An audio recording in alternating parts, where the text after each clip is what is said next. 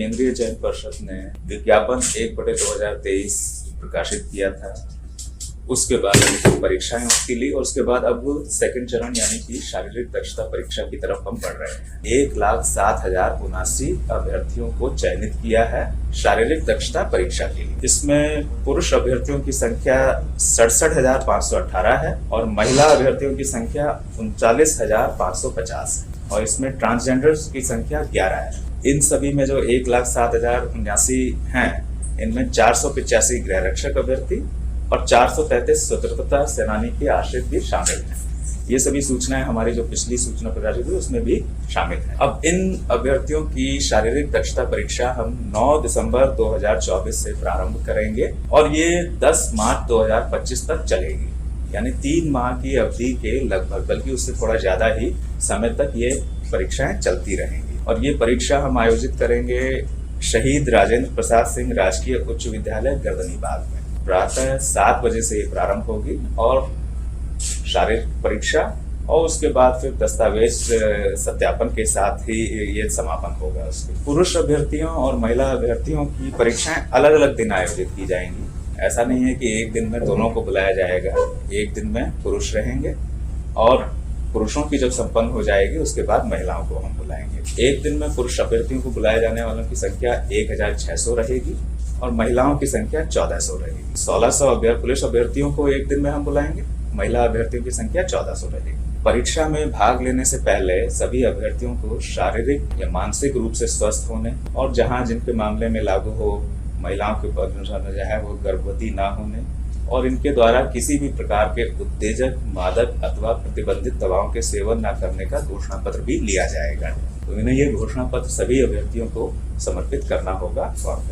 इस परीक्षा में दौड़ की, गोला फेंक की, ऊंची कूद की परीक्षाएं होंगी और इनके लिए मार्क्स प्रिस्क्राइब्ड हैं कि कितना अचीव करने पर कितने मार्क्स मिलेंगे। पुरुषों की ऊंचाई और सीने की माप ली जाएगी और महिला अभ्यर्थियों की ऊंचाई और वजन की नाप ली जाएगी।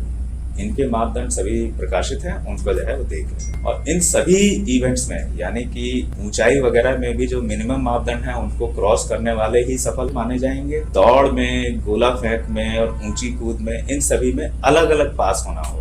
ऐसा नहीं कि टोटल में पास होना है, हर एक इवेंट में अलग अलग अभ्यर्थियों को पास होना। किसी भी एक इवेंट में फेल होने या असफल होने का मतलब है कि वे आगे के चरणों में भाग नहीं ले सकेंगे और वे बाहर हो जाएंगे। तो इसलिए सभी अपनी हर चीज के लिए पूरी तैयारी करें। दौड़ की जो कार्रवाई होगी और उसके जो समय का आकलन होगा वो कंप्यूटरीकृत पद्धति से होगा। पहले भी पर्षद वैसे ही करती आई है। अभ्यर्थियों के पैरों में जो है वो चिप और जो है सेंसर के माध्यम से जो है इनका आकलन किया जाएगा। इसमें मानवीय हस्तक्षेप नहीं है और मानवीय हस्तक्षेप की गुंजाइश भी नहीं है कि उसमें कुछ हल्का फुल्का जो है मैनेज किया जा सके, वैसी कोई पॉसिबिलिटी नहीं है। और समय का आकलन मिनट, समय सेकंड में, सेकंड के 1000वें स्थान तक आकलन होगा।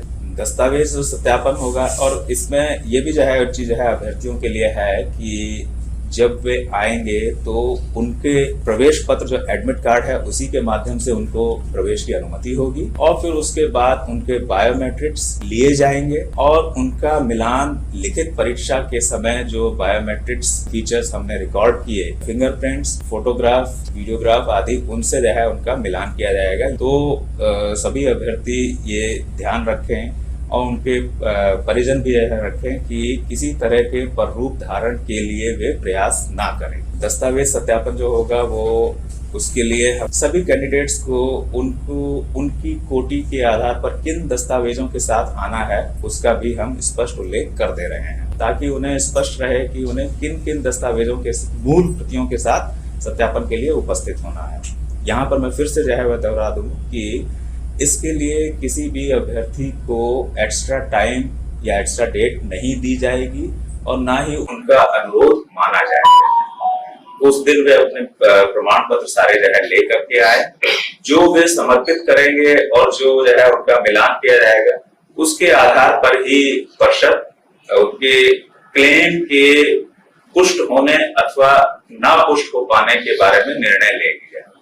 उनका अनुरोध बाद में समर्पित करने या समय विस्तार का मान्य नहीं होगा, उस समय के आधार पर ही उनका मान लिया जाएगा। EWS कैटेगरी के जो खुल रहे हैं, तो उसके लिए वित्तीय वर्ष निर्धारित है कि किस वित्तीय वर्ष का आपको प्रमाण पत्र या आय एवं व्यय प्रमाण पत्र जो बोला जाता है उन्हें लेकर के आना है।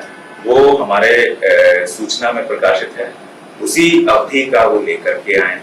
इसी प्रकार से जो BC या EBC कैटेगरी के हैं जिन्हें नॉन क्रीमी लेयर सर्टिफिकेट देना है, वे जो है लेकर के आए।